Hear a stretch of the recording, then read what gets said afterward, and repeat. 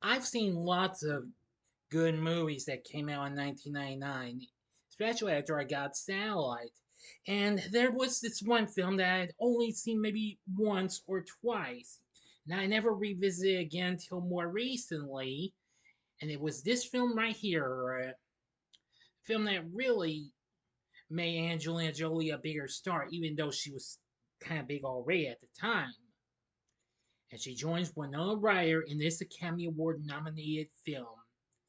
This is my review of Girl Interrupted. Big D's Entertainment Rankings and Reviews.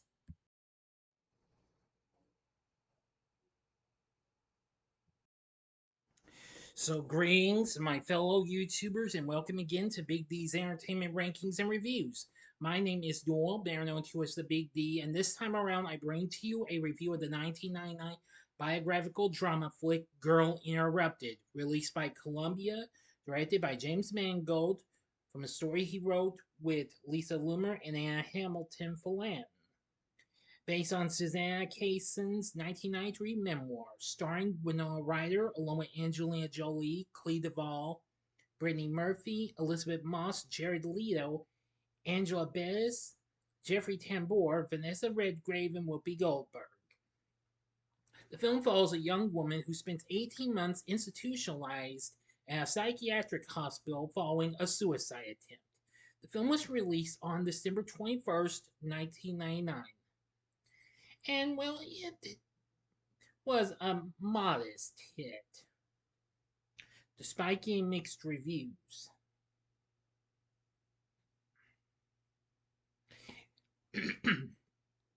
In 1967, in New England, aimless 18-year-old Susanna Kaysen has an acute psychiatric episode and overdoses on aspirin and alcohol. Against her wishes, she is checked into Claymore, a local psychiatric hospital. In the psychiatric ward, Susanna befriends Polly Torch Clark, a childlike girl with schizophrenia, Cynthia Crowley, who suffers from severe depression, Daisy Randone, who self harms and has obsessive compulsive disorder, Georgina Tuscan, a pathological liar, and Susanna's roommate, and Janet Weber, a sardonic woman with anorexia nervosa. Susanna is particularly drawn to the sociopath Lisa Rowe, who is rebellious but charismatic and encourages Susanna to stop taking her medication and resist therapy. Lisa helps the girls sneak around at night in the hospital's underground tunnels and continuously provokes them and the staff, including the stern head nurse Valerie Owens. Through regular therapy sessions with Dr. Melvin Potts, Susanna learns she has borderline personality disorder, a fact Dr. Potts initially conceals from her. On a rare supervised group outing celebrating Daisy's impending discharge, the women visit an ice cream parlor. Susanna is confronted by Barbara Gilchrist, the wife of an English instructor with whom she had an affair, and their daughter Bonnie. Barbara publicly chastises Susanna for sleeping with her husband. Coming to Susanna's defense, Lisa insultingly berates Barbara, and the other girls mock Bonnie before they both leave, humiliated. This endears Lisa to Susanna even more, though Valerie reprimands Lisa. In addition to her affair with Dr. Gilchrist, Susanna has a casual relationship with Toby, a young man who has been drafted to serve in the Vietnam War. He visits Susanna and begs her to run away with him to Canada. Susanna declines, citing her friendship with the other patients. The same night, Polly has a breakdown and is placed in isolation. Susanna and Lisa drug the night watch nurse with a sedative and attempt to, to comfort Polly by singing to her. Susanna also makes out with John, one of the hospital orderlies, who has a crush on her. When Valerie finds the group sleeping in the hallway in the morning, she punishes the two women, particularly Lisa, who is subjected to electroconvulsive therapy followed by solitary confinement. Later that night, Lisa manages to break out of confinement and convinces Susanna to escape with her. The women hitchhike to Daisy's newly rented apartment supplied by her dying father and bribe her with Valium to spend the night. Daisy, insistent she has been cured of her illness, is confronted by Lisa when she discovers Daisy has been cutting herself. Lisa taunts and mocks Daisy, accusing her of enjoying the incestuous sexual abuse she has long suffered from her father. The next morning, Susanna finds Daisy dead in her bathroom, having slashed her wrists and hanged herself. Susanna is appalled when Lisa searches Daisy's room and body for cash, realizing she does not want to become like Lisa. Susanna calls for an ambulance, takes Daisy's kitten, and returns to Claymore while Lisa flees to Florida.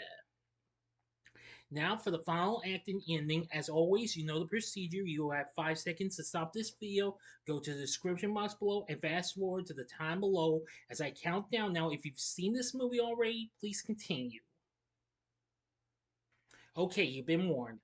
Upon returning to the hospital, Susanna occupies herself with painting and writing and cooperates with her therapy, including regular sessions with the hospital's head psychologist, Dr. Sonia Wick. Before Susanna is released, Lisa is apprehended and returned to Claymore. She steals Susanna's diary one night and reads some of the entries to Georgina and Polly in the tunnels, attempting to turn them against Susanna. After reading an entry in which Susanna feels sympathy for Lisa being a cold, dark person, Lisa attacks Susanna and chases her through the tunnels. A furious Susanna confronts Lisa loudly, calls her dead inside, and calls her out for abusive behaviors, needing Claymore to feel alive, for being afraid of the world, and for being uncaringly unempathetic. Lisa finally breaks down and contemplates suicide, though Georgina manages to dissuade her.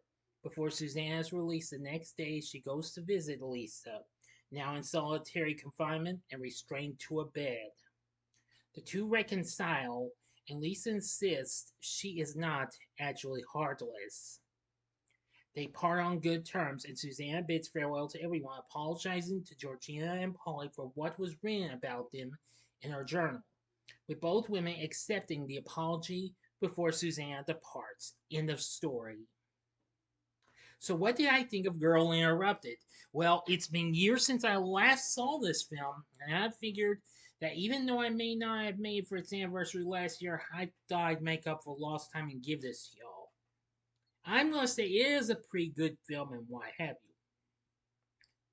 It does have a pretty good cast, and critics were actually impressed with the performances by Miss Ryder, Jolie, and Murphy. May Miss Murphy rest in peace. After this, the film became a modest success, making $48 million worldwide on its $24 million budget. Jolie won numerous awards, including the Academy Award for Best Supporting Actress. Well, yeah, actually, Best Supporting Actress for, well, at the Academy Awards, the Critics' Choice Awards, and the Golden Globe Awards. Oh, yes, and the Screen Actors Guild Awards. Anyway, this dealt with all sorts of themes and what have you, and what and all that stuff. Now, I will say this does have some pretty good musical tunes and what have you, since this took place during well this well somewhere between the 60s and 70s. I will give it credit for that, being and taking part in that. Anyway,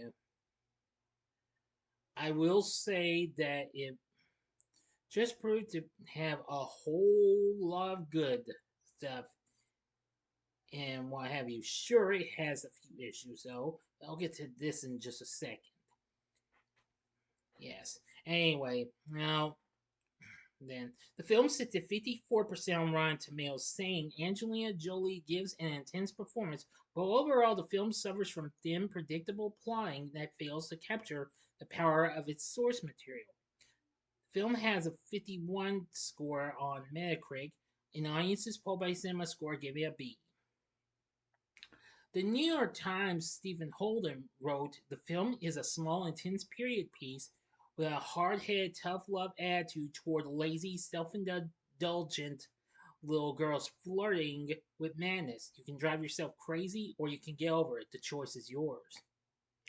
BBC wrote the film is a decent adaptation of Casson's memoir of this period, neatened up and polished for an audience more familiar with gloss than grit. But anyway, that's about it. Now, the actual Susanna Kaysen was among the detractors of the film, accusing Mr. Mangold of adding melodramatic drivel to the story by inventing plot points that were not in the book, such as Lisa and Susanna running away together. Now, I've never read the book, but now I completely understand that and what have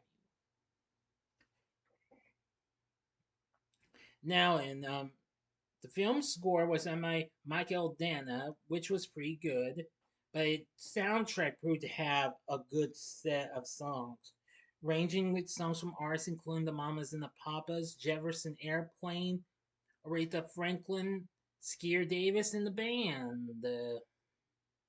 So you gotta give that credit and what have you. Now, and the film was directed by James Mangold, who, after he recently directed films like Heavy and Copland, after this he would go on to direct other films such as Kay and Leopold, Identity, Walk the Line, 310 to Yuma, Night and Day, The Wolverine, Logan, Ford versus Ferrari, Indiana Jones and the Dial of Destiny, and more recently, A Complete Unknown.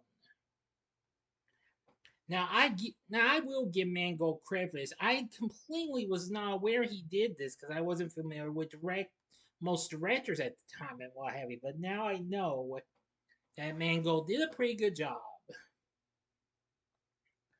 Now for our cast, we have Winona Ryder playing Susanna Kaysen. I will say her performance was actually pretty good. But I really was impressed with Angelina Jolie's performance, though. Now, of course, this was just